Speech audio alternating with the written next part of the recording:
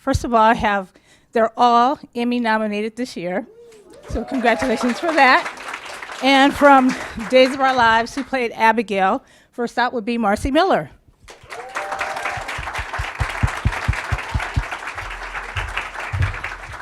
And the heart of The Young and the Restless, who played Tracy Abbott, long-running show. She has an Emmy already, and she's nominated again, as I said, Beth Maitland.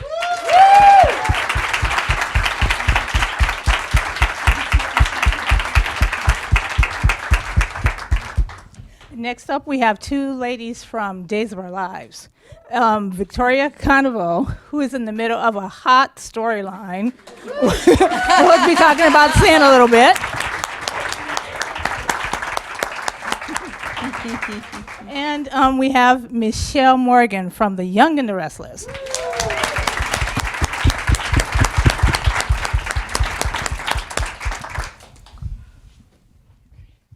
Welcome, ladies. Roll up your sleeves. Here we go.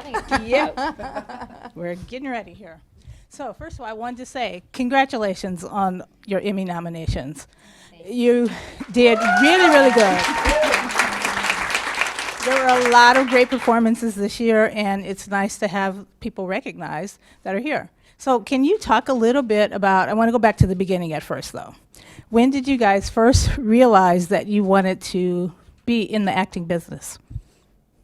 Marci? Sure, I'll start. I've always been a little bit of a late bloomer in a lot of ways. And so initially, I went to college to be a nurse initially. So I'm from a really tiny, tiny town of like 1,500 people. So like pursuing anything creative just seemed so far out there. I mean, I always sang and danced and like played the piano and all that stuff, but pursuing it as work was just something that had never occurred to me. So I was in college taking like some private voice lessons, and my instructor sat me down and said, hey, you know, I think you can do this if you want, and if you're not going to do it, you need to start taking nursing classes or you're like never graduating. So so that was it. So I was probably like 19 or 20 when I decided. Mm-hmm. It's a good thing you did. But you would have made a fabulous nurse. I would have been so nice. It would have been really nice.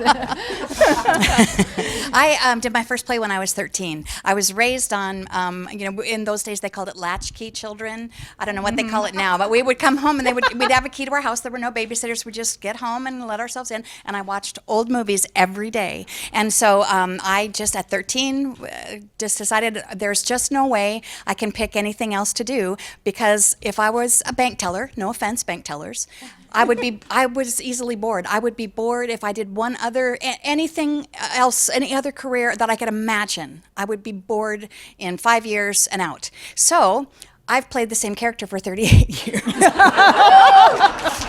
Poetic justice. Yeah, that's great.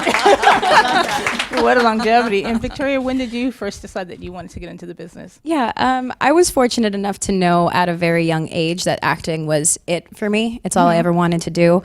I always had backup careers in mind, like law. That always intrigued me. Right, backup, easy peasy. That and psychology were always very appealing, but I was in my first play at 7, young as well, and I was with an off-Broadway production company for a couple of years. So, but even before then, like I would go through home videos with my mom, and I was always reciting poetry or like making costumes out of tinfoil. Like I always had the creative bug, and I never thought that turning your passion into a career was a thing. Like I was like, how can I go to work every day and get paid to do what I love to do? And then I turned 19 and I was like, wait a second, people actually do it. So I figured out how to do it, moved out here, and the rest is history. That's great. And Mishael, how about yourself? Well, we have something in common. I thought that being an actor, this dream that I had when I was 10 years old, and I did Joseph and the Amazing Technicolor Dreamcoat for my school play. And I was Judah because there wasn't enough men, not enough boys that wanted to play the parts. So I like just being on the stage and the organized chaos of it all. I just knew that I loved this. I loved this machine that I was in, and I didn't take it very seriously. I was an immigrant. My parents moved from Trinidad to Canada, so to pursue anything that wasn't 100%, gonna get you to success and everything, it was just crazy. So I was gonna be a lawyer. So I I went all the way through. I did political science, law and society. I got into law school, and I broke my neck probably about 6 months earlier in a car accident, and I spent about 5 days flat on my back. And it just, when you spend 5 days flat on your back staring at a ceiling with a fan in the ceiling going around and around, you just really start to just think about your life and think about what you're going to regret. And I was just like, I'm not going to regret anything. And then there was this little voice that was like, oh, there's something that you'll regret. You'll regret that you never tried. So, and I knew exactly what it meant. And then I said, okay, if I can walk again, I will try. So I didn't know where to start, and I randomly met my agent while I was bartending, working my way through my political science degree, and he was like, I just broke off on my own, I want to start my own agency, and I just kind of like laughed, and I was like, this can't be real. Like, there's no way that, the universe, everything's aligning for me to do this. So I went in, I met with him, and then he was like, yeah, I think we can, do this, but he wanted to do commercials, where I said, I actually really want to act. And he was like, but you don't have any experience, and you don't. So he's like, I'll let you audition for me, and then we'll go from there. So I auditioned for him, and he was like, yeah, I think we can do this. And then I literally booked like one commercial, but like my first principal role I got, my next recurring role I got. So he was like, let's just stay on this track. So, and then a couple years later, Y&R, which was crazy. Oh my God, that's great. So, speaking of Y&R and other soaps, talk a little bit about the casting process. Like, how did you get your role? And I'll just maybe start with you, Mishael. How did you book Hillary? I have a really unique experience. I auditioned off of tape from Toronto, Canada, and I booked it off of tape. And it was pretty awesome. I didn't have to go through the whole process. And I was working on a web series that was like shooting around Europe, and I literally came back to Toronto, packed my bag in one day, and then jumped on a plane and came out to LA, and then walked on set. So it was a very different experience. Yeah. And how long was that process from when you sent the tape in till when you got hired? It was about a month. They wanted me a little earlier, but then because of the show that I was already obligated to, we had to postpone it about a week. But yeah, everything just aligned, which was that's great. Awesome. Yeah. And Victoria, how about you? How did you I had the get opposite Ciara? experience. I auditioned for about 2 months. I went in 5 times to read for our casting director, Marci. She brought me in with different material every day. There was this one audition where they had switched up the audition sides the night before. I didn't get the email. I prepared the wrong scenes. It was so chaotic, so hectic. And then I get a call from my agent saying that I'm up for a test. I didn't know what a test was. So for those who don't know, it's when you go on set with the real actors and you audition as if you are already on the show. So you test. Typically when you test, you find out in 3 days. No, I get a phone call saying, hey, they still can't narrow it down. We need you to test again. So 2 weeks later, I tested again. And then about a week later, I found out that I booked it. And in the whole time you were doing the slides and testing, did you know that it was for the role of Ciara? No, they actually, it was such a secret that they had me auditioning for the role of Mia. Oh. Yes. Yes. So that is that. Yeah. So welcome to Days Mia. Thank you. And how about you, Beth? It's been so long ago I can't remember. I'm just kidding. I thought that I was doing plays in Los Angeles, and I was newly here, and I thought, I should probably, I don't know anything about film. All my experience, my college degree, I'd been singing in an opera company for everything was stage, and so I thought, I got a job working in a casting office as an assistant. And I promised them when I did, because everybody that comes in, they know you're an actor. And so I promised I wouldn't pursue my career during business hours and I wouldn't, infringe.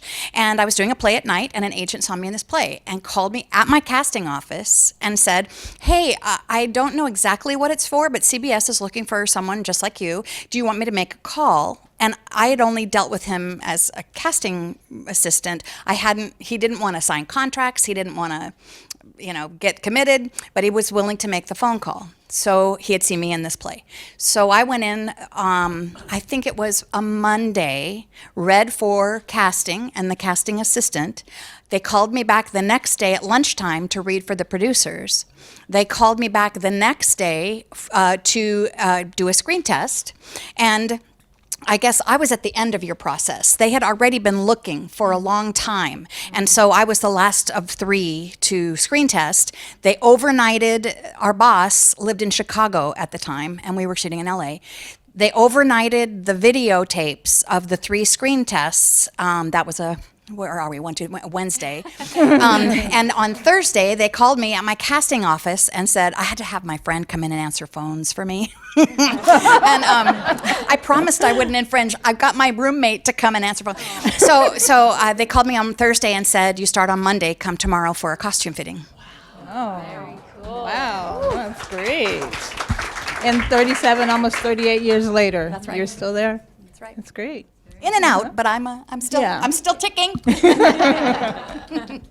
And then Marci, what was your experience like? Yeah, mine was similar to Michelle's. Actually, I was out of town working and just sent a tape in, and then I was not going to be present for the test, and then they shifted the test, and I went in and did it one time. It was pretty quick, it was pretty cut and dry. I think I likewise came in kind of on the end of that process, but I got to skip all of the proving and reproving yourself. But your character is so important, so it makes total sense to me that they took all of that time and were very secretive about it. So you should be really proud. Yeah, that's great. And I know with the soap operas, you get a lot of dialogue. There's pages and pages of dialogue. Talk a little bit about what's your process for memorizing all the lines that you have to do? I'll start. I wish that I could say that I had a trick or something. I think there are some people that get a lot better at it as they sit there. I've literally witnessed people come in and memorize 20 or 30 pages of dialogue in the hair and makeup chair. My brain doesn't work like that. And so I just have to grind it out. I would sit on my bathroom floor. I would shut the door so my husband wouldn't he could do his thing and I can do mine.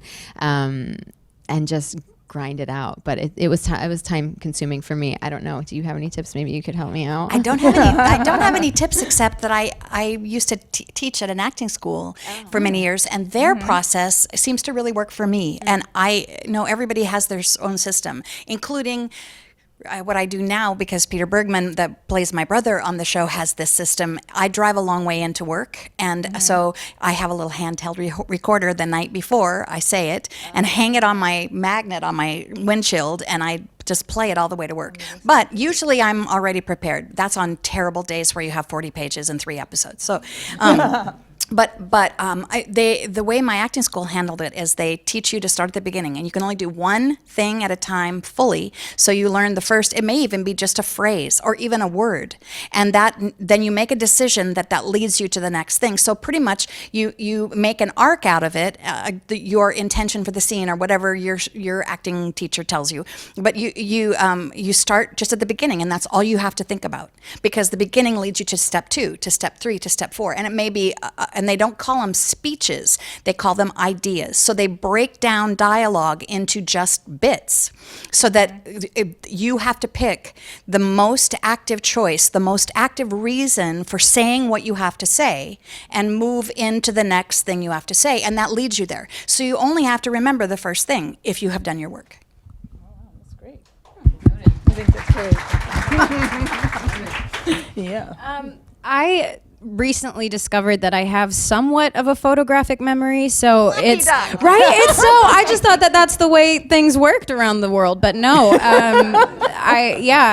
If only. I memorize my stuff the day before, also because we do shoot 5 days a week. We do sometimes we have 3 episodes in a day. Recently, we've been doing that a lot more. So it's really difficult for me to retain the information a couple days ahead of time. So I do it the night before. I block out 3 hours of my day and I just read it over and over. And I can kind of close my eyes and envision where the words go on the page. So that really helps. So if you ever see me closing my eyes in a scene, I'm trying to remember my line. I'm like, oh, okay, Ben. Yes. For me, I feel like the same thing as you. I kind of have a bit of a photographic memory. I pick up lines really quickly. But being on the show, I noticed that I actually can, if I can, like me and my girlfriends, we call it audio learning. So sometimes I would be like last minute, I'm like, okay, I just got to learn this for tomorrow. And I would make them sit there and read their lines. And before my line, I would guess what my character was going to say. And then when I guessed it, she'd be like, no, this is your actual line. And I can kind of figure it out. And then that way, I would just pick it up so much easier because I'd be like, oh yeah, that's not what I'm thinking. I'm thinking this. And somehow that would work when it was like last minute and I needed to learn it right before, but yeah. That's great. And then if either of you can remember, how many shows or the most lines, pages of dialogue that you had to remember in a day? You do? Yes. 3 episodes, 71 pages. Wow. Yeah, same. Yeah, 70 pages, Hard. 3 different characters. Yeah. Oh my gosh. Right. Like I did this storyline where I was playing, they would bring me in a body double and I would learn half the conversation, then we'd go change clothes and I'd go come back and have to do the other half of the conversation. So Gabby, it's like 70 then pages Dr. of like Laura, kind of then- both yeah. sides of it. That is crazy. Oh my gosh, that's amazing. I'm nothing burger. I was just 54 pages in 3 episodes. I think mine was in and around 60 because I remember it was like as thick as an episode. Yeah. Count it. Yeah. That's great. Now, when you're in the middle of heavy burner storyline, you're probably on 3 days a week. There's a lot of things going on. What is your rehearsal time like? I know you don't get much time to rehearse. I was just curious to know what the process is like on a day you have to shoot that heavy. Yeah, my sweet husband ends up having to do a lot of it, which is really hilarious because he's not an actor, but definitely a game player. But I mean, it's coming in early. There are a lot of times the person doing the scene, we'd come in like an hour before our call time and we try to grind stuff out. It's a lot of stuff in the chair. I feel like from the time you show up to the time you leave home, like your brain is just on. I don't know if you guys feel that way, but I feel like I'm almost still learning the lines until I'm walking onto the stage sometimes. Yeah, and do you guys do this? We have only on stage in the actual set. There's a few minutes in the morning or at lunch hour where the director gives you where he wants you to cross on which line for shots. You get that and you write it down and then you go away. And then you only get the camera rehearsal and shoot it, and it's usually one take, moving on. So literally on your feet on the set with your scene partners all present, you get dry blocking, which is sitting down and him telling you where to walk. You get one shot on camera, and they may move you around or it's not just right, and they may change a little something, and then you shoot it, and then moving on. And it used to be that we had 3 or 4 or 5 takes, 10 takes sometimes if it was big and fancy and, car crash, whatever. But not anymore because we shoot 5 episodes in 4 days. And then like you guys are banking shows because you go on break. If the holiday's coming and the shows air but we don't work, then you save up. So it may be a show and a quarter is regular. It might be a show and a half. And they schedule that Monday spread show, the one that they break up into bits, based on who's working, what days, on other shows, what sets are up. Because if Monday's shows, the set's on Thursday, that's when those scenes are shot. So it's a juggle, and you may be shooting out of order, and costumes has to keep track of what episode and what day. And so it's really interesting. But rehearsal time is if you sit aside in your dressing room and meet with your scene partner and get to just say it out loud, if you sit in the hair and makeup chair. So it's a little dicey. Minute Rice School of Acting. Our process is pretty much the same. It's different from a day-to-day basis. I mean, there are some days where you have a lot of downtime and you get a lot of rehearsal time in your dressing rooms, and there are some days where you get in the makeup chair, you barely have time to speak, and then they're like, okay, we're ready, let's shoot, and you're just kind of caught in this tornado of, oh my gosh, what's happening? But it brings out the best in you because it forces you to put your best foot forward. You have no choice but to try to succeed, so you got to do it. Wow. Yeah, I great. think it's about the same. You try your best to just grind it out in the hair and makeup chair. You meet with some of your castmates, which I've been so lucky that we've gotten really close over the years. So we'll get together, we'll be in each other's dressing rooms and do it. But when we have a lot of dialogue like that, sometimes people are on set when you want to run, and then you're in hair and makeup changing when they want to run, and then it's like it's just so much chaos happening. So sometimes, yeah, you get to set and you do it during rehearsal. You try to run it a few times before, and then you just throw up your hands and just see what happens. You just go on a ride. It feels like live theater a lot of the times, Yeah. like in a lot of ways, honestly. Well, that's great. And I had mentioned earlier that you guys are all nominated for Emmys this season. Congratulations again. And so I wanted to talk a little bit about the Emmy Reel. How did you decide which scenes to submit? And talk just a teeny bit about that process. It's hard because you do so much in a year, you know, it's like hard. I don't know if you guys struggle with that process, but it's like you have the option of I think a lot of people try to keep track throughout the year. Like if they feel like they did a particularly good job that day, they'll save that script or Right. something so that when it comes time, it's easier. I'm unfortunately not that person. So I end up having to go through and rehash it. But you know, it's funny because I'm trying to learn to trust my instincts about it, because then the things I end up choosing, they really are the things that I can look back and remember and think, oh, my partner showed up in a really cool way during this time, or like this was a really meaningful. A lot of my favorite scenes end up being the things that I pick. Well, you had so many characters and scenes to choose from. How did you decide which one you were going to highlight at a particular time? Well, I wanted to kind of showcase a little bit of everything that I did. I mean, it's such a lucky opportunity to get to do something like that. Yeah. And so, but I also like to pick stuff that's grounded, because like in soap, there's a wide range of stuff. Like you have days when it's just like so crazy over the top, off the Right. wall. And then there's stuff when you get to do this like sweet, simple, just like human exchange stuff. So I try to have a variety of things. I try to make it different. I try to tell a little bit of my character's story, and find things that I really believe. Because I don't know if you guys, I watch certain episodes of myself and I can tell when I'm rushed, and I know it's like I'm calling BS on myself right there. So we won't pick that one. When you first heard, Marci, that you were going to have the DID storyline with the different alters and stuff, what was your first thoughts when you heard about They it? didn't really tell me. I think they knew. They like one of the executive producer came up to me and just kind of said, you know, we're going to have you start.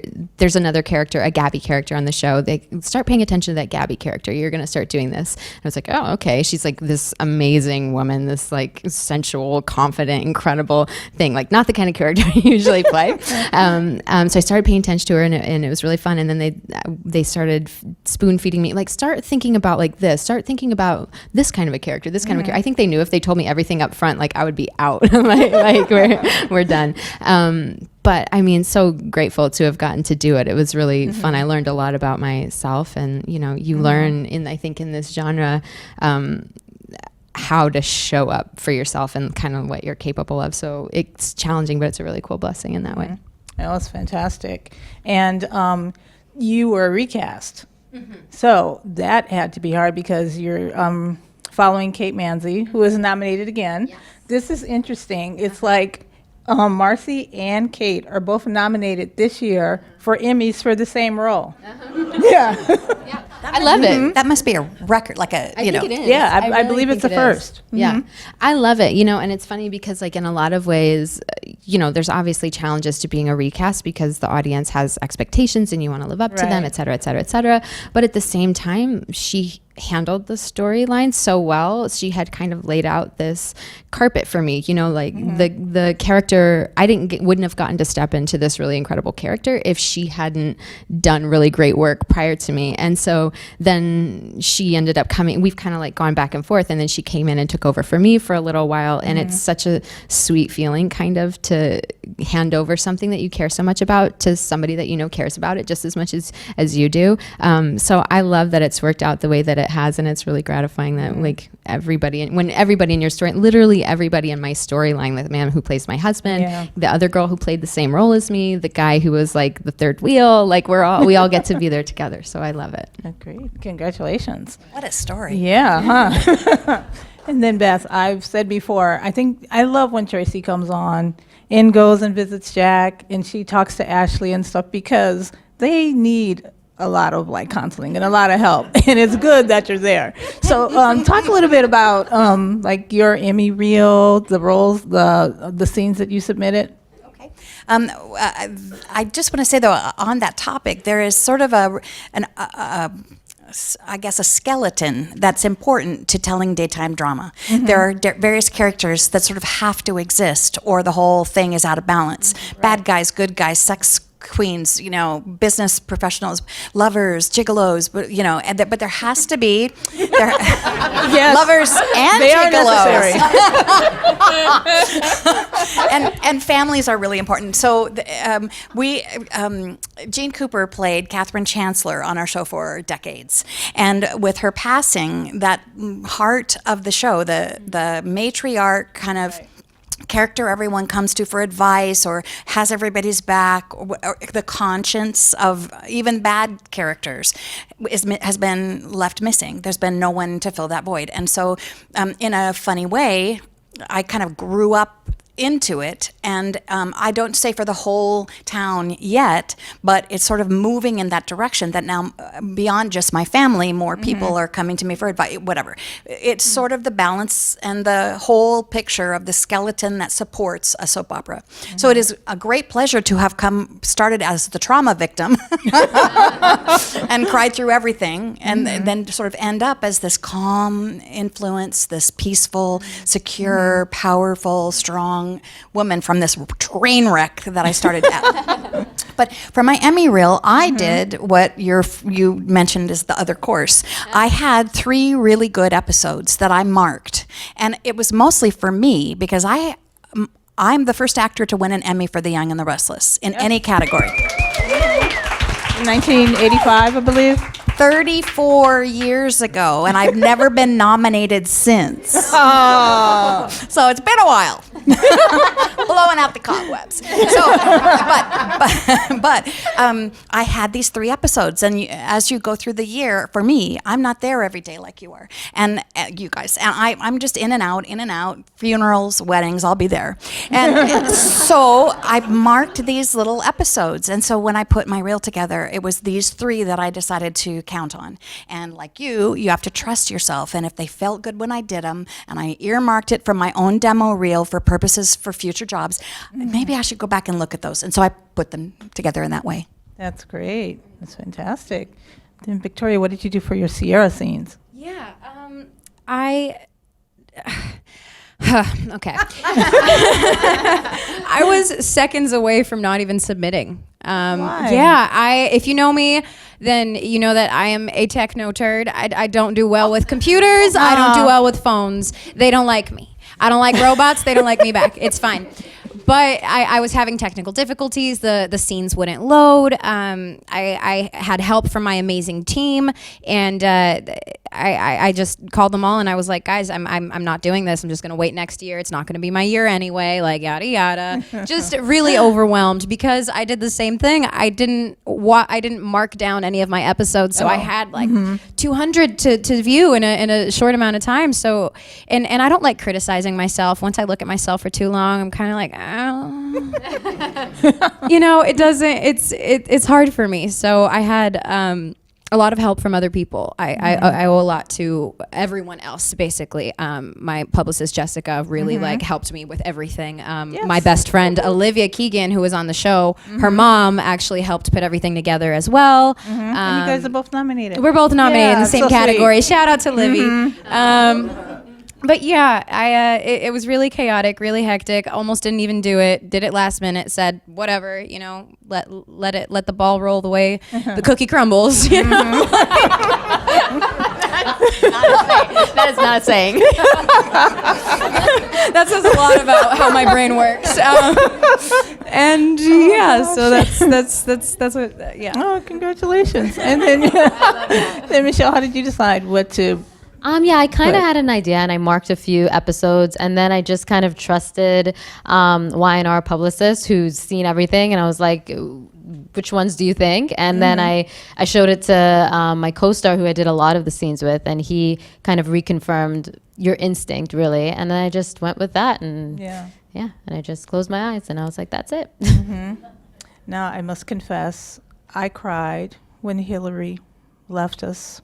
Yeah, it was a little premature, but those were such emotional, fantastic scenes. And I'm at the point where I didn't think that I would, but I did anyway. So congratulations on that, first of all, for making me thank you. cry. So why did you not think that you would? Because I'm watching, but then I'm processing, doing other stuff. You didn't too, like and Hillary? then- oh no, Did I Hillary stopped. do you wrong? Oh, no. Hillary was my girl, just so you know.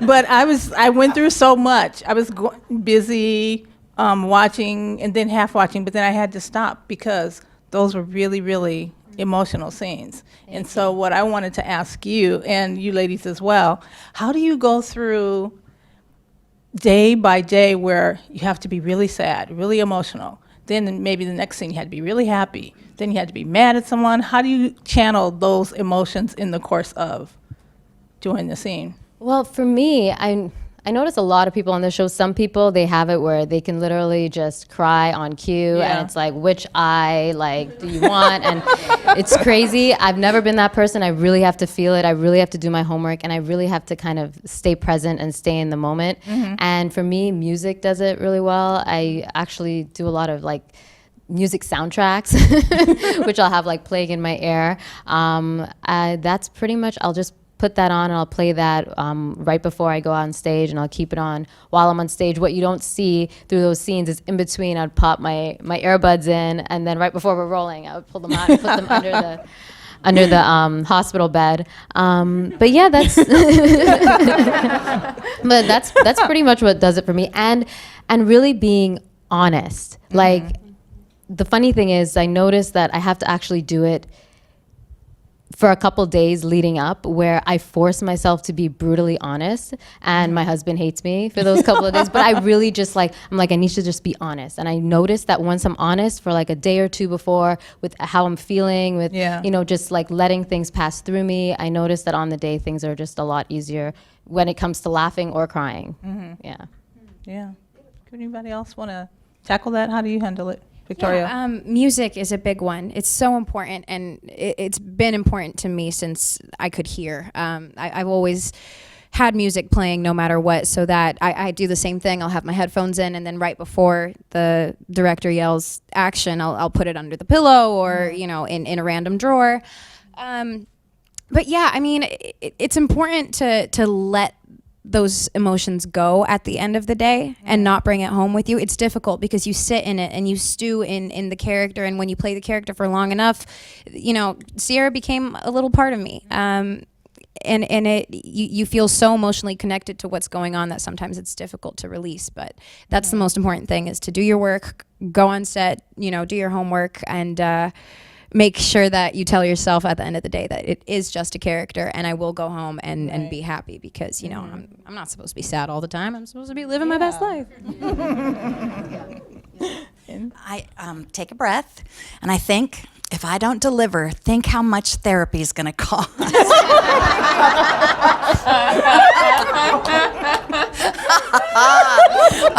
Back to acting school. One of the things that I try to really consider and keep in mind when I'm trying to do emotional scenes is that the most strong choice is to fight crying. To keep yourself from crying, to hold it in and hold it in until you can't help it. So that is a little trick that I use. It's just I get in it maybe the night before when I'm learning my lines, or maybe that morning in my private, after I'm made up and everything, I'm sitting in my room looking at the words, thinking about the work. I maybe have it, and again, remember when I was thinking about being a bank teller?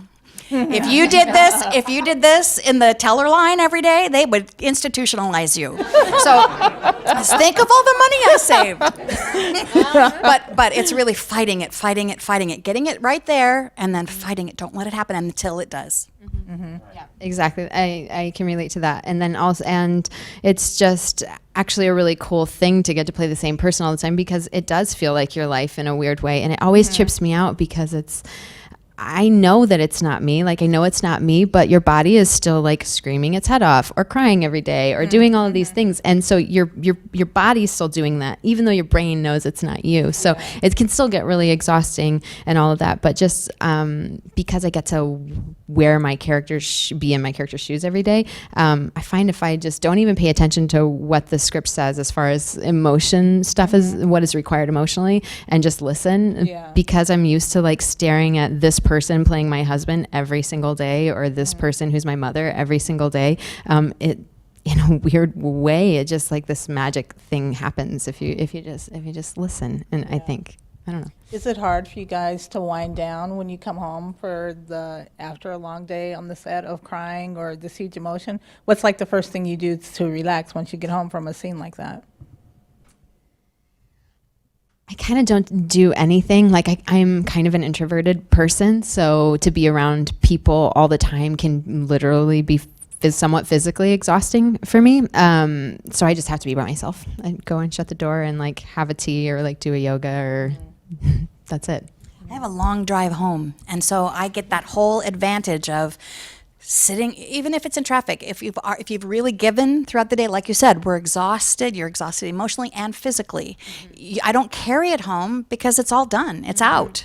But you're tired, and I listen to classical music, I put the top down, you get a moment in the car to just, and I am so excited to be an actor that I'm grateful every minute. And if I got to wear myself out today being an actor, right on.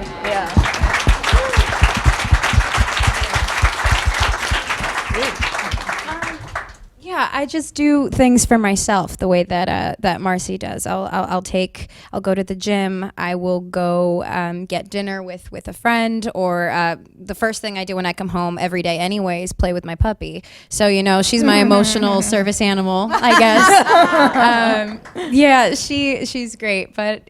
Yeah, I mean, again, music, circling back. Music can put you in any kind of mood that you want. So I pick the mood that I want to feel, and I listen to that kind of music. Yeah, that's cool. Yes, I would agree. It's very exhausting, and tell that to my husband, he's in construction, and he's like, "What'd you do all day? You just said lines. Like, why are you so exhausted?" And I'm like, "It is physically exhausting." So I come home and I allow myself to just be exhausted, and I watch TV. I play with my kids, and they always make me happy. And yeah, and that's it. And you just, as long as you leave it all on the stage, it really stays on the stage. As long as you know you gave it everything you got, then it's usually really easy to just kind of turn it off and be grateful that you're not in that situation most of the time, because they're pretty intense situations a lot of the time. So, Yeah. Now, talk a little bit about love scenes. There's situations where a lot of you are in hot triangles, they have storylines going on and stuff. How do you prepare for like kissing scenes, or even scenes where you're just meeting the person that's going to be your future super couple partner? Victoria.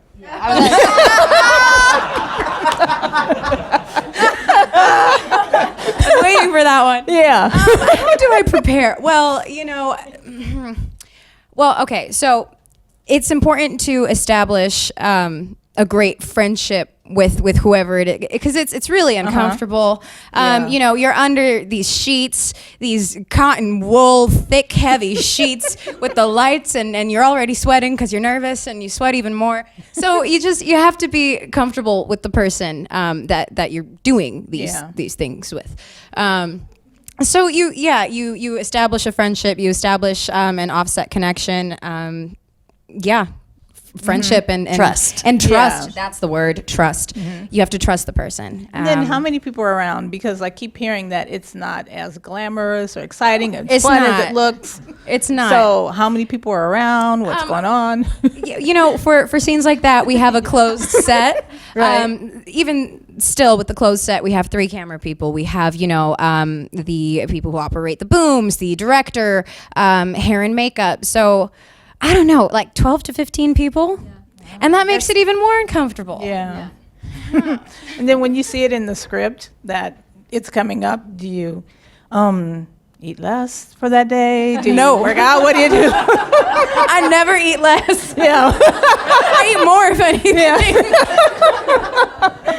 Banaka, where's the banaka? Right, the Yeah. Right. Banaka, Altoids, breath control. That's number one. Does your stomach growl? Yes. But it growls all the time because I'm always hungry. But yeah, I mean, you know, the most important thing is also to make sure that your legs are shaved. I can't tell you how many times I forgot, and I'm down there and they're like, okay, 3 scenes till Victoria, and I'm like, in my like sink shaving my legs in my dressing room because I forgot. Wow. That's a curse. To have so many love scenes you forgot. Right. I know. Oh, poor thing. It's been about 50 years since I had a love scene. I wouldn't forget.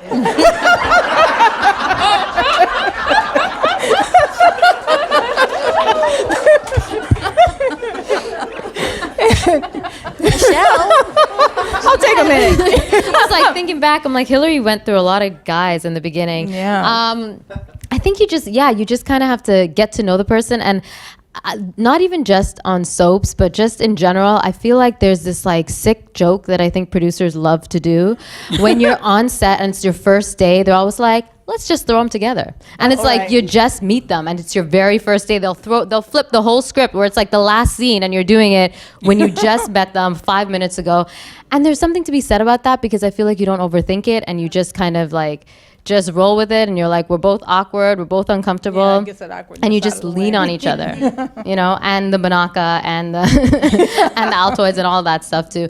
And yeah, and I don't know. I feel like they told me like halfway through that I could have an option of having a closed set, but I never really thought about it. So for me, I'm like, I remember looking out, there was like 40 people there. There was like grips like on their walkie-talkie. Like everybody looks like they're doing construction and you're like there trying to pretend that you're having this amazing, intense love scene.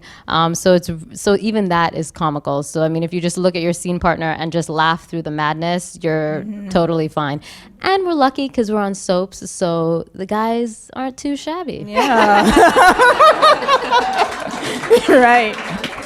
And speaking of that, you have an opportunity to work with some really, really great scene partners, including Kristoff St John. Yeah. And it's just so heartbreaking and upset to lose him.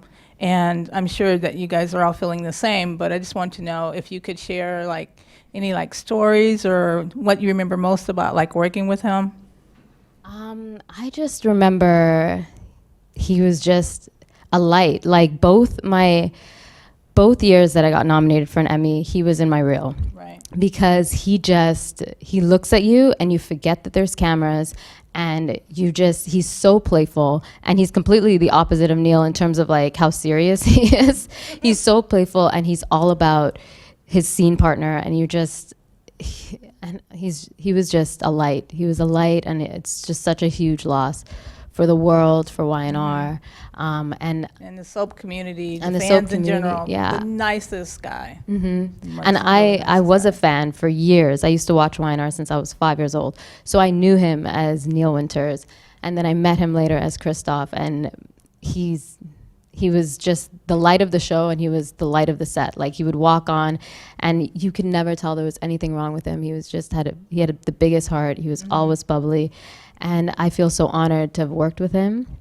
And I feel so blessed to have just known the amazing person that he was. And we had some great conversations before that I will never forget. And yeah, it's a hard loss, but Yeah, rest in peace.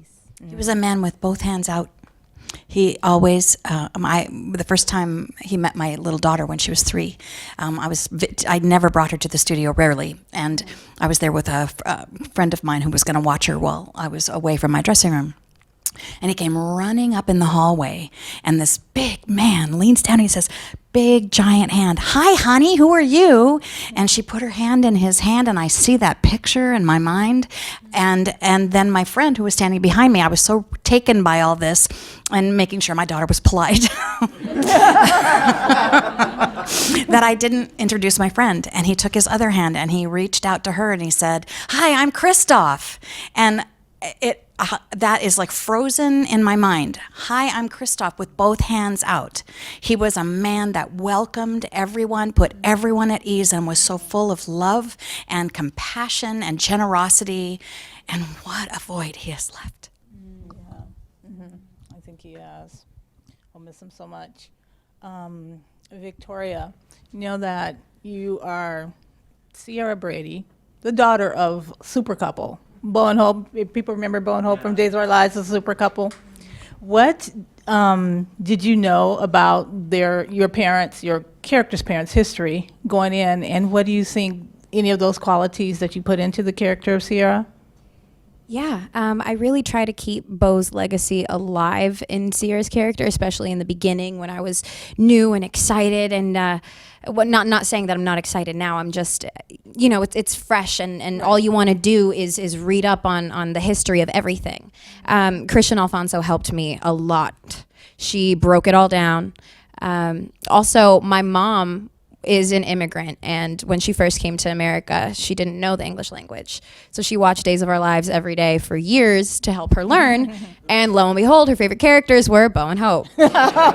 So yes, I knew a little bit about who Bo and Hope were, and how important they were in the history of Days of Our Lives in Salem, and telling my mother that I was their daughter. She dropped the phone and I didn't hear her for 10 minutes. When I finally got back to her, she finally came back to Earth. She was overjoyed. It was quite a moment. Yeah. Mm-hmm. Oh my God, that's great. And Beth Tracy, you first started back in 82, 85, I believe, or something like that. I started in 82. And then how have the show has gone through changes, a lot of casting changes, behind the scenes and in front. How do you think you've managed to make Tracy stay consistent through all those years, that when you do come on the screen, we recognize you and know what's going to happen and what you're going to say and what you're going to do? I think it's the really mysterious thing about daytime dramas that is not replicated in any other medium in entertainment. That this isn't just if you're really lucky in a nighttime show, you might get 8 years, and that's a huge hit. You might get 10 years. These shows go on for decades. And you've already heard how long I've been there. And so we get the chance to basically grow up in that skin. It becomes just memorizing lines because our work is already in place. Like you were saying, you get to look into the eyes of the person that plays your husband, the person that plays and we've already spent years watching their children grow up in real life, marriages, divorces, boyfriends, whatever. We've been through so much personally that there's not really a lot of work to do about making the connection that you were describing. And so we are so fortunate. There's no other, even sequels to movies. This doesn't happen anywhere else. And so it's a breeze. And they have allowed me, from the trauma victim to the sort of, heart of the family, they've let me grow up. And I wasn't like my character at first, but my character became like me. And I don't think it was my intention. It just, people grow up and people evolve, and people that have watched me grow up. People that watch for decades, people my age have been watching since they were in high school or college or with their grandmother. Little kids have grown up watching. There's nowhere else that this bizarre and magical thing exists except in daytime dramas. And so it's a breeze. Oh my God, that's great. Then, Marci, you left the show, and what was some of your decisions behind, leaving? And then, how has being on the show prepared you for auditions now? Yeah, I left. It was a really hard decision to make because you do kind of fall in love with everybody, and we are all actors, so like stability and consistency is really nice. But I knew that I probably wasn't going to be there for my life, and I knew that the longer that I stayed, the harder it would be for me to leave, because I'm like very nostalgic, sentimental, like I love my people. And so I knew I just kind of had to rip the Band-Aid off, because I wanted to try other things. I wanted to explore other characters. I don't have kids now. I'm married, but I don't have kids. So it was like, this was kind of the time for me to go and take a risk and play the lottery a little bit. It's been like, gosh, it's been almost a year, I think, since I left. Like last May was my last shooting day, and I was done airing in November. But it's been so wonderful, and I think I'm making significantly less money, but I have had some of my favorite creative experiences that I've been able to have. Days will always be so special to me. I mean, it really puts you in a position of getting to show up for yourself regularly, and you learn like what you can do, and like you are powerful, you are strong, you are in control, you can do all these things, like you can do it. And so it gave me a lot of confidence, to go and audition and be on other sets and that sort of thing. But yeah, I'm always like totally all for take the leap, like be uncomfortable. It's a bummer, but we can all be uncomfortable together. But yeah, I've had a good time. And has auditioning been easier for you now? Significantly. Yeah, significantly. I mean, I think like anything, you practice, you go and you do it. After you do something for a period of time, it gets easier. I still get nervous for sure. I mean, I don't love to audition. I would much rather not. Isn't there, there's like a saying, you come to LA, you work for 10 years and then your friends start calling you. And it's like, I'm like calling my friends. Yeah. I'm like, hey, you got anything coming up? But it's just, it's a thing that we get to go and do, and we grow because of it, and then we just really appreciate it when the opportunities do come, because we know what it's like to step through those hoops. There's Tyne Daly. She has a very famous and beloved quote. People ask Tyne, do you audition, or do you just go straight to being hired? And she said, I audition because I wake up in that morning and I know I get to go be an actor today. Oh my God, that is great. And speaking of that, I know, Beth, you had worked in casting and stuff. Do you have any stories or anecdotes that you can tell about working in that business versus acting? It's very hot topic right now. I was chased around a desk, and I wasn't an actor. I was an assistant, and it was fantastic. I climbed out a window. No, it's expand, please. Yes, no names, but please expand. I hate to be disrespectful. This is very not me, but I kept going #why not me too? Just kidding. No. But no, an agent chased me around a desk, and I had to climb out a window. It was really fun. It was hilarious. I was by myself in the studio. We were on a movie lot at the time, our office, and the window opened into the driveway, and so I could easily climb out and. It was hilarious. So that's my favorite story. Besides meeting lovely actors that I had admired in the office, I would just fangirling everywhere and having to be professional and just go home. But that my desk story is so funny because they say that happens to actresses, that you get this whole big hot topic, terrible Hollywood producer thing. I wasn't even an actor. You weren't employed at the time as an actor. Thank you. Well said. Yeah, you're definitely an actor.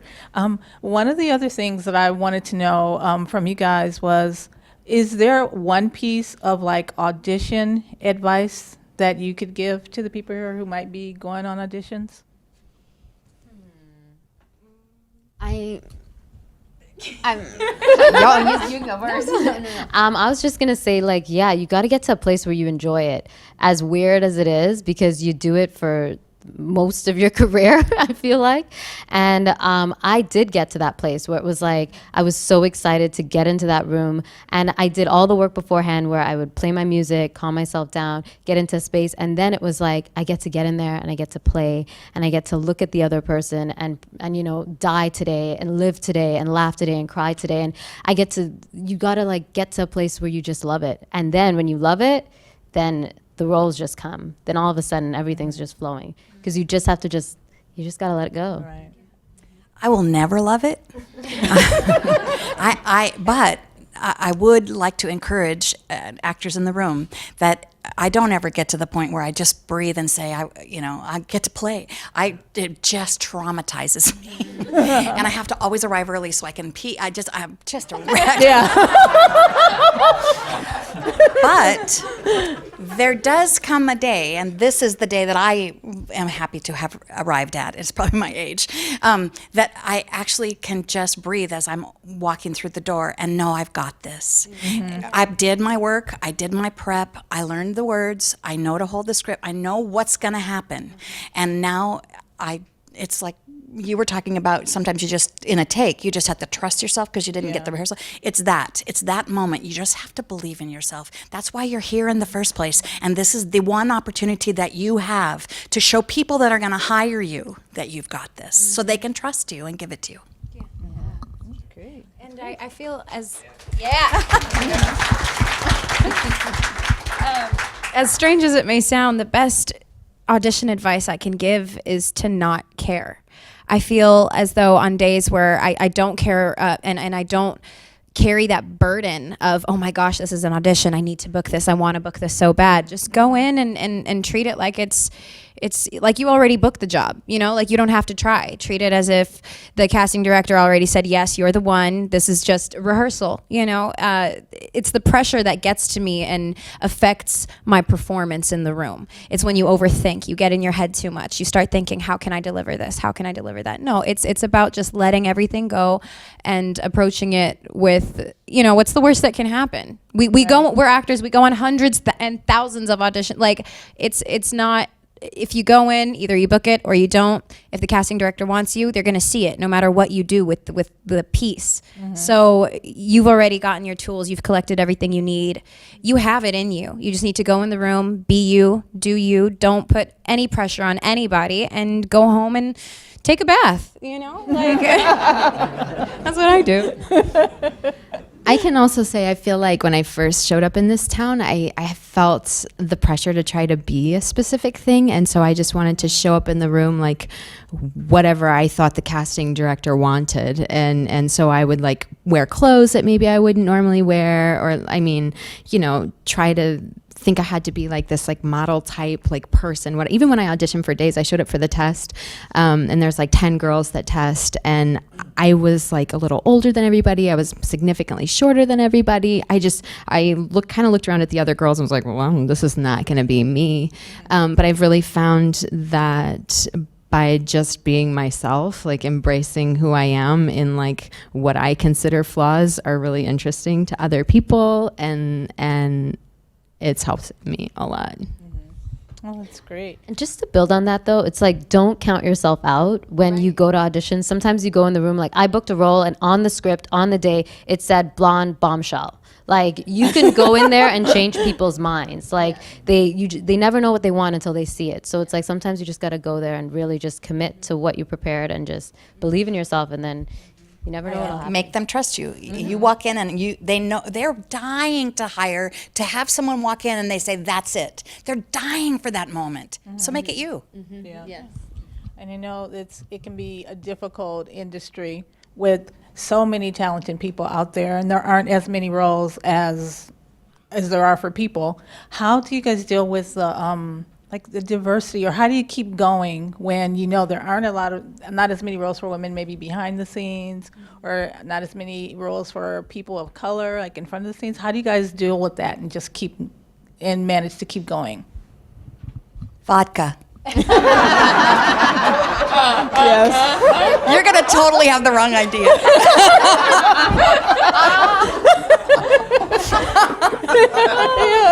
Can you bleep that when you're streaming? Can you bleep that? No. Probably not. I think for me, it is kind of like vodka.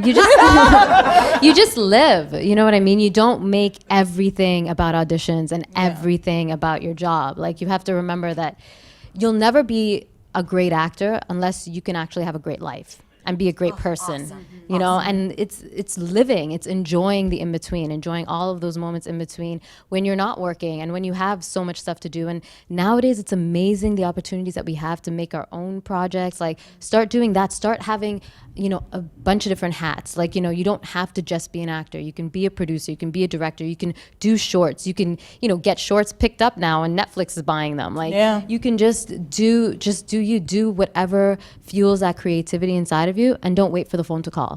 And then one day the phone will call when it's that right role for you. Yeah. I agree with that. I know that a lot of people have had, the business has changed a lot in acting in daytime and everywhere, where you have to use social media and stuff too to get ahead. Are you guys active on social media? And then how do you use it in order to get ahead? Don't ask me. I love social media because I get to make friends with everybody. I have a million friends.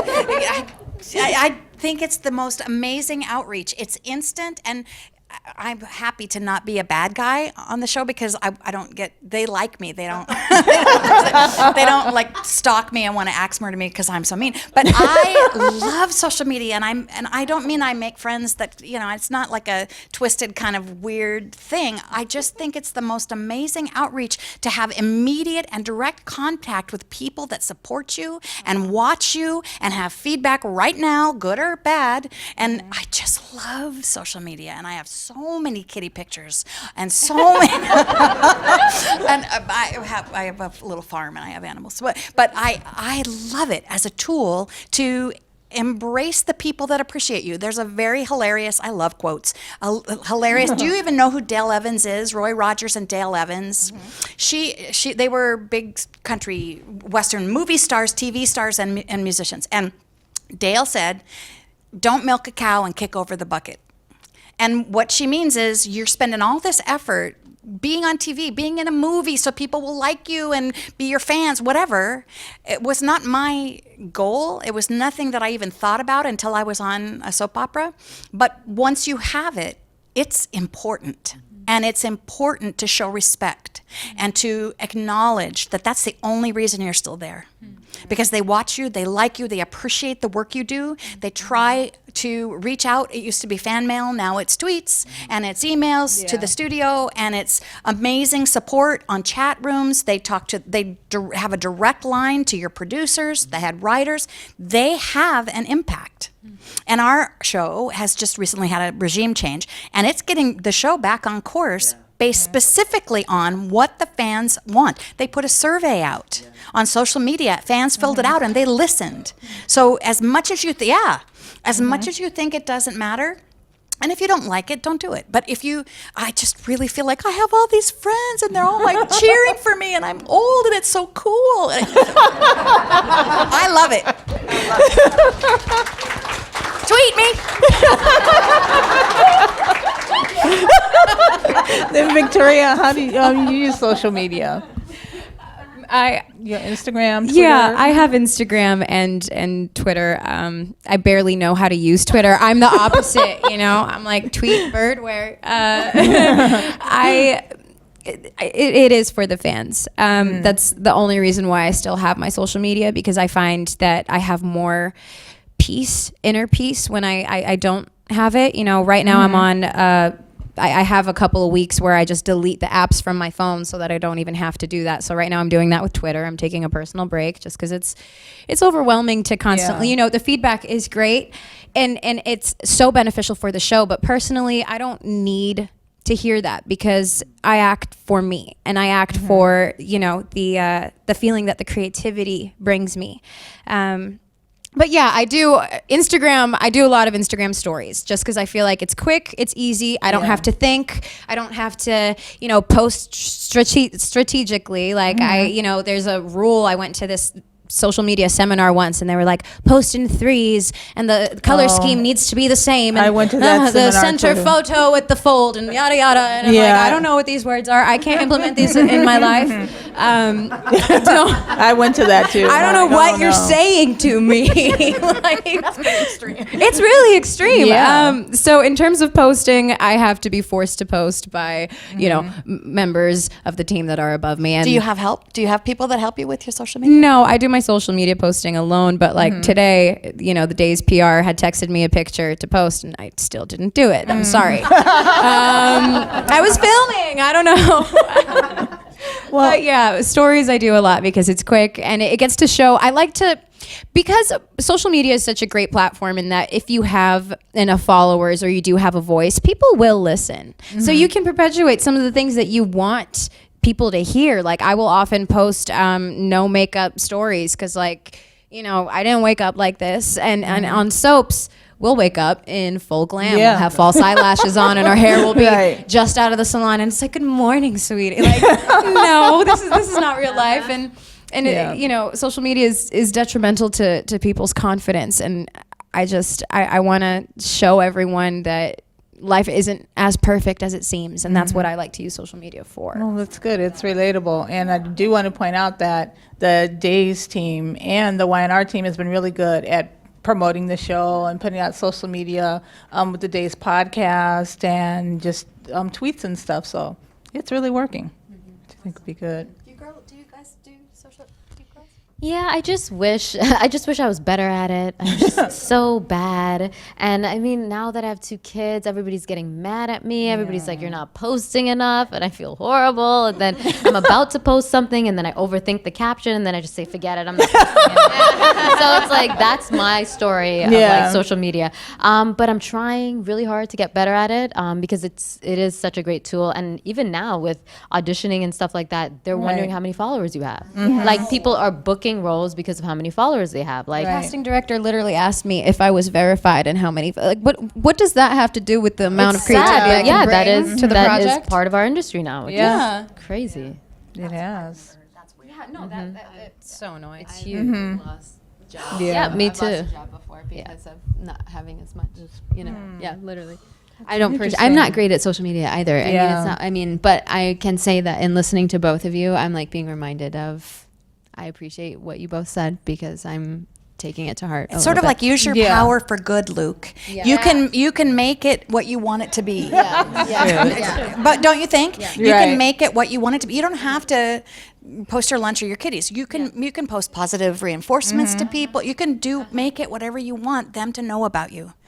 Yeah. I forget that. I forget that, and I act like it's What this a like tool thing. to do good. Yeah. Might I say that that Marci's Instagram feed is like a Zen garden. Like, every picture she posts is so like aesthetically and mentally pleasing to look at. Everyone It is check not it out. purpose. I'm It's thrilled. it's because it's who you are. It's your soul, and you're just calm and happy. And every time you post a picture, it really does truly make me happy. So Oh, that's great. Oh my goodness. So everyone will have to check it out after this panel here. Marci Miller. Yeah, she. I can't think of a joke right now. One of the things I wanted to know too, as far as auditioning and things go, when you're still involved with the show and when you're already employed on another job, how are you scheduling auditioning and being out there and then being loyal to your current project?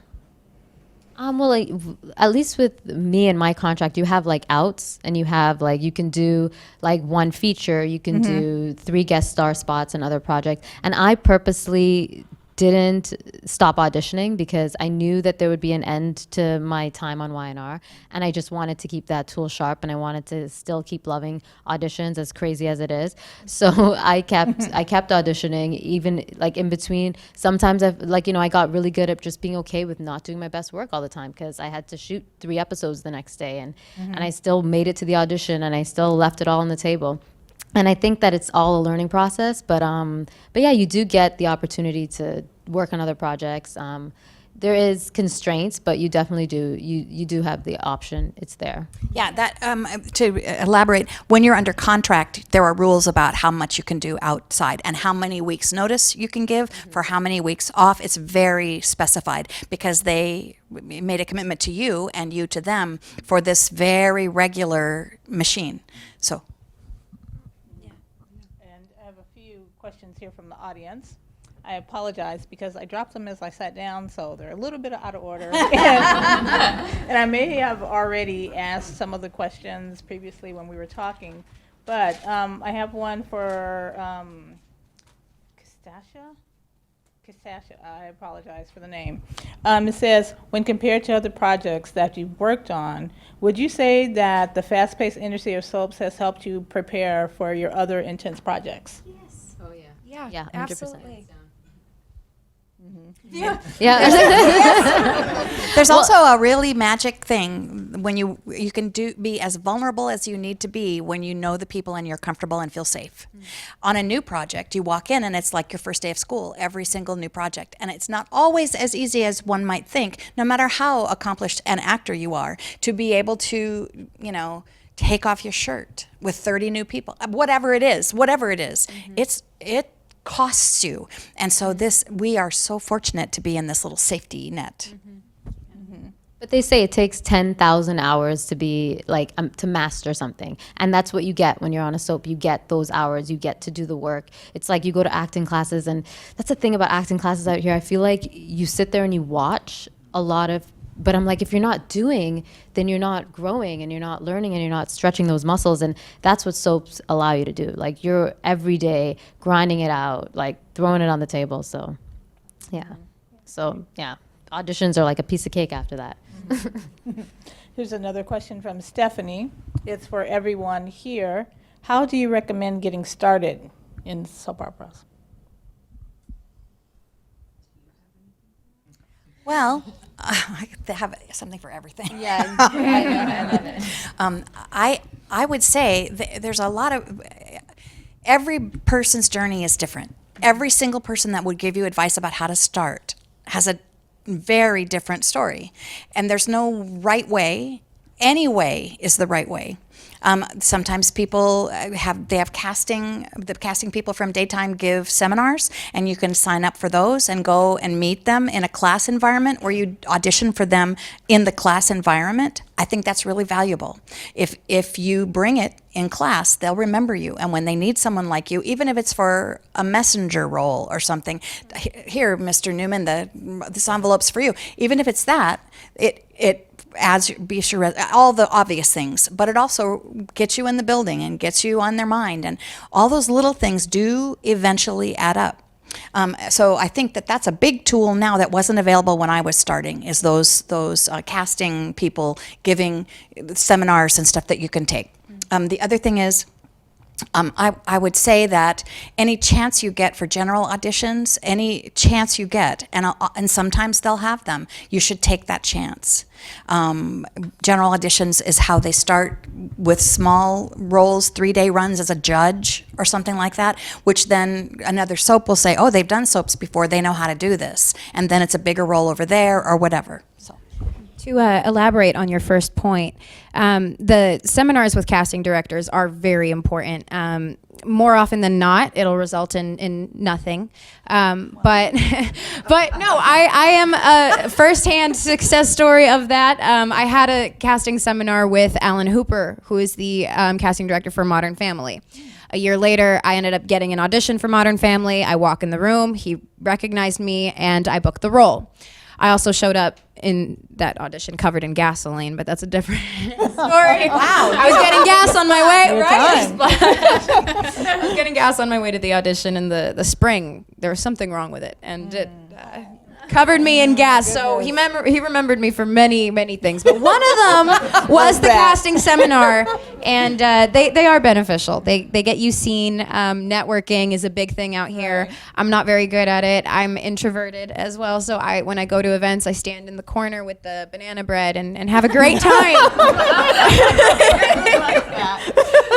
How do you find out about the networking meetings or casting directors? Where do you go to find those things out? Google knows everything. Randomly, it could be in newsletters. My agent actually had forwarded it to me. He heard it through Breakdown Express, something. There are so many things. Also, our unions are lovely and generous in that they do have education of, and that's probably how you got here today, was by keeping up with the foundation website, keeping up with the SAG-AFTRA website. There are audition classes available to you too from our union. So that's a really great source as well. Great. I have another question here from Happy Richardson. I love that name. How important is the writing staff to your character storylines? Oh my gosh, I feel like that's everything. I mean, really, it's everything. I think that job has got to be so challenging, so much work, because they churn out.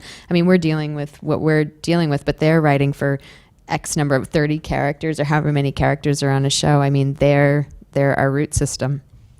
Yeah, I feel like it's just they're so important. I feel somebody asked me, they said, were you surprised when you got a nomination? And I said, this year, not really, because the writing was so good. I just had to show up. Like, I just had to show up and just be there. And I was like, now the next step, now we have these amazing women that I'm competing against. But I'm like, I wasn't surprised that the writing kind of got it to that level. And we would not, any of us, be nominated if they didn't write something for us to do. Unless it's on the page, you don't have anything. That's why it's been 34 years. I'm just showing up at weddings and funerals, and that wasn't much to do. And this year, just by magic, you know. That's great. I have a question here from Christina. It says, before booking this major show, did you have times of discouragement where you think, oh, I'm never going to make it as an actress? How did you deal with that fear? Yes, I said I was going to be an actor because, my agent came and all the clouds opened up and everything was great for the first year. And then I quit law school and I went full blown into acting and nothing happened for about a year and a half. And I was like, okay, what's happening? And for me, it was like a lot of prayer, a lot of finding myself. I found Eckhart Tolle, A New Earth, because I realized I started getting really angry for I don't know why. And I feel like I just found myself through acting, like playing other characters. I found myself, and I think it's just tapping into that and being grounded and remembering that it is a job. It's an amazing job, but it is a job, and it's not all you'll ever do. And once I stay in that place, I'm okay. And then 2 days later, I'm out of that place, and then I get the vodka.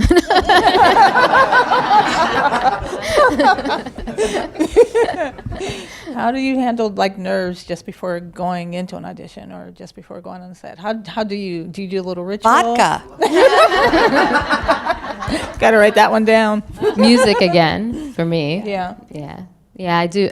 Music again, and I remember before I would play songs that I felt like the character would listen to, but then I realized, no, I played songs that I wanted to listen to, and before I go in, I'd be like, because you already did the work. You're not going to learn anything else from now until the 5 minutes that you get in there. So it's like, just get out of your head, get in your body, relax, and then just go in there.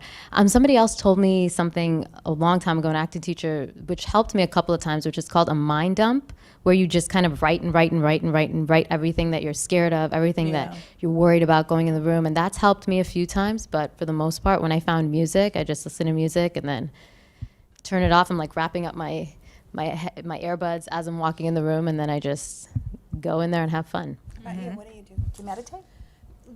That's not.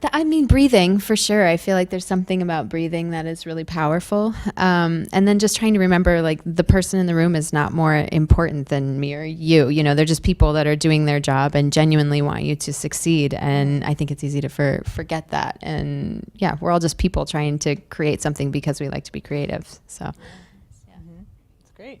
Yeah, I do music as well, but I like I was saying earlier, I approach it as no big deal, because if you add that level of stress, then it's only gonna deter you from doing the best that you can. So I just treat it as I would every other day, like I was, running an errand. Obviously I put in the work and the time, but you don't learn anything from the moment you get out of your car to when you walk in the room. You've already gathered everything that you need to know, so you just present yourself and you put your best foot forward and figure it out. Oh my God, that's great. Then I have a question here too from Gentel. This is for all of you. How do you continue to stay hungry even when you are established in your career? I think this is just who I am in a way. Whether I was getting paid for it or not, I would always do it in some way. Really, when I was going to college to be a nurse, I was minoring in music and theater. So I always knew that it was something that I really cared about and something that I would always do. And you watch other people's work and you can't help but be inspired by it and be hungry. And it's kind of just something that's, we're always going to go through droughts and like periods of time where maybe we feel a little bit discouraged or we don't know what's next.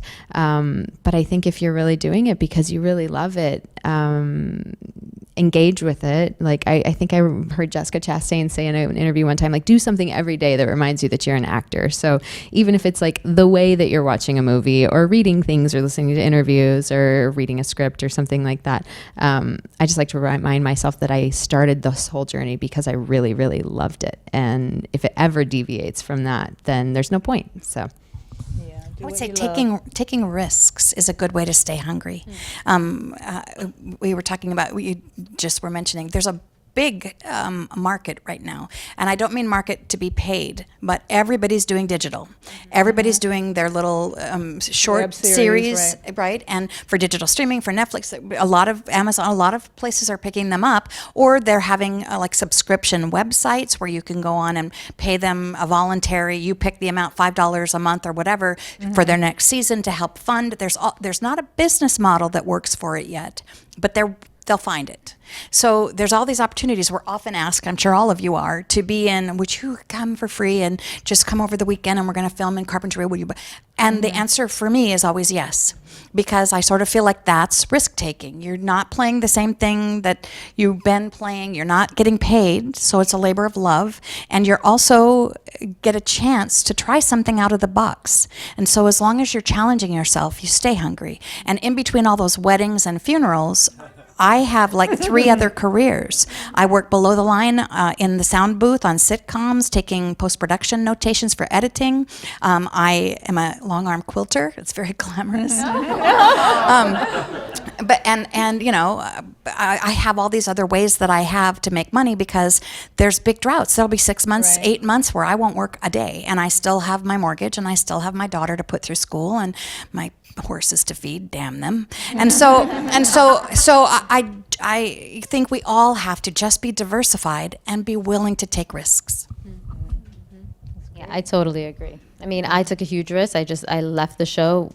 Unlike you, who don't have any kids, I had a kid and I was pregnant, and I decided, hey, you know, I'm just gonna do this. I'm just gonna leave, which was kind of crazy, but yeah, I think it's taking risks all the time in your career, and in life, and writing, and because I write my own stuff, and trying to get out there and do other things, because this industry is just so big and so full. And for women right now, and you know, women of all different ethnicities, all different colors and shapes and sizes, it's such an exciting time. So just embracing that, especially right now, it's really easy to just take risks and, you know, look for what's coming up next, or what you want to make, or what you want to bring into the world. So That's great. My love for what we do never fades. There's not a day where I think, oh man, I'm an actor. You know, every day I wake up, no matter how hard the day is going to be, I'm so blessed and grateful and excited to be able to do what I do.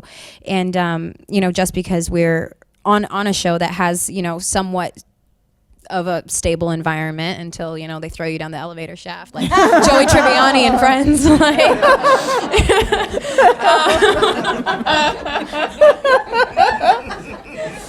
But we do have a stable environment, so it's easy to lose the hunger. But for me, it's not going to go away, because I won't take no for an answer. I'm going to be that 100-year-old lady in the diner serving, doing self-tapes in the back, you know, like I won't stop until, you know, I'm never going to stop. I'm never going to do something else just because, oh, this isn't working out. I'll find other ways, you know. I'll find another career. I'll take up I can teach crocheting. you to quilt. Yeah, quilting. We'll be quilting now on Sundays. Come on, girl. But, you know, it's important to keep the love of what you do first, because that's what's going to fuel the fire. And you can't let all these other influences get in the way. Like, you know, people ask me, they're like, oh, so, you know, you wanted to be famous? No, I don't want to be famous. I want to play pretend. Act, right. I want to dress up in costumes and have, you know, this pretend life where I can talk to somebody else and tell a story with me. How cool is that? Like, that's so relatable, and it's so powerful. It's so powerful, and to find that power and to be able to actually do it, it's a blessing. I love it so much. So yeah, I'm never gonna stop being Bunch Oh, of that's grateful great. girls. I love that. Do you guys have a dream role or a dream scene partner? On your show? Not on your show? Yeah, I could see Michael Fassbender. Ever since I was little, I've always wanted to be in a movie with Angelina Jolie.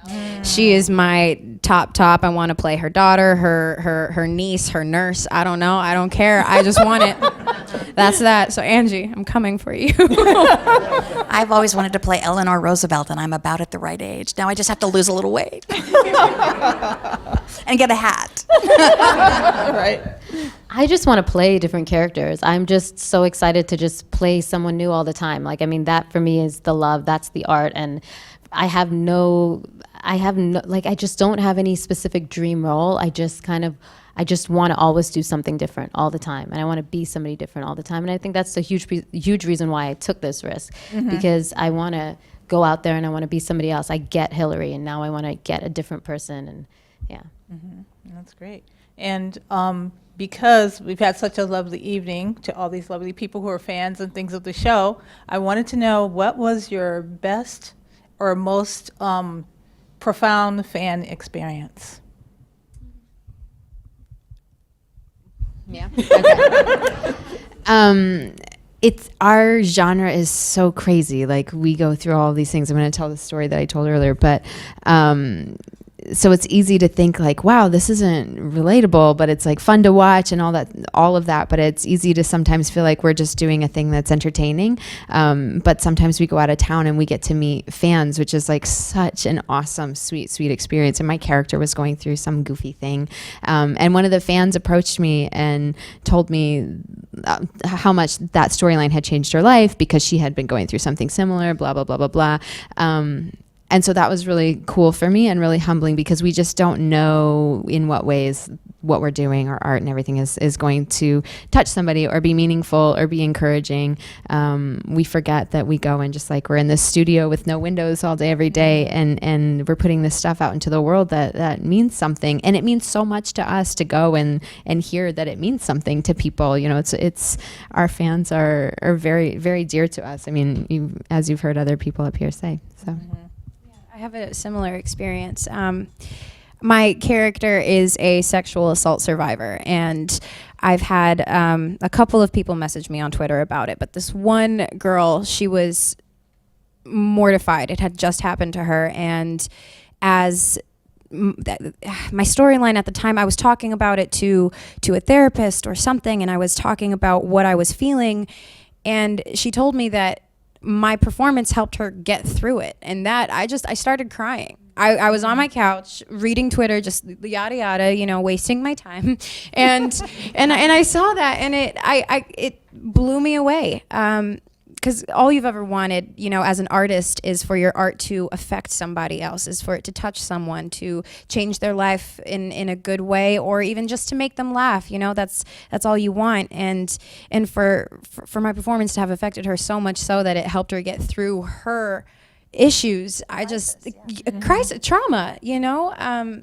I in my wildest dreams, yes, but like I didn't think that it was actually possible until it happens, and then they talk to you and they tell you, wow, you helped me, and it just warms you up. It warms you up like a nice cup of tea. I'm obviously really hungry, guys. I keep talking about food. Well, you just came from set. You probably had. Yeah. Right. For me, I feel like it was so.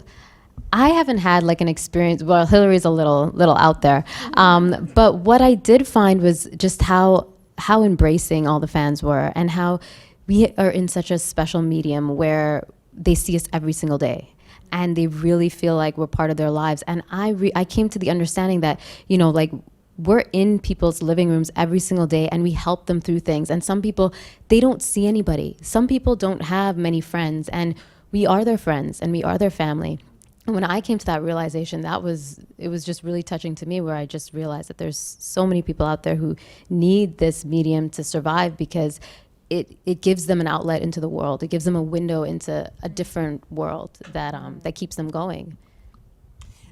It's a magic thing that entertainment does. They used to call it in the 40s, and when this was all developing, they called it escapism. It's where you can go and throw away a couple of hours and forget your troubles and forget your worries. And I've always experienced this from childhood up, and I imagine many of you do too. When the lights come down in a theater, you are given permission to laugh, to cry, and there's no judgment. The people sitting next to you are doing it too. They're not looking at you saying, what? What? Inappropriate. They're all, it's completely appropriate. And so it's the power of entertainment to transport you. And so with that power, my fan experience is not one specific to a storyline. But this last weekend, I was so fortunate to be in Calgary, Canada, in Alberta, doing a March of Dimes benefit, and with several people from our show.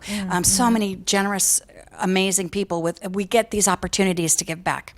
And we had a meet and greet with photos, and a girl came and she was shaking, and she said, I'm really not here for myself, although I've been watching you since with my mom. My mom has terminal cancer, and she comes to this tea every single year for the last 6 years, and she can't come this year.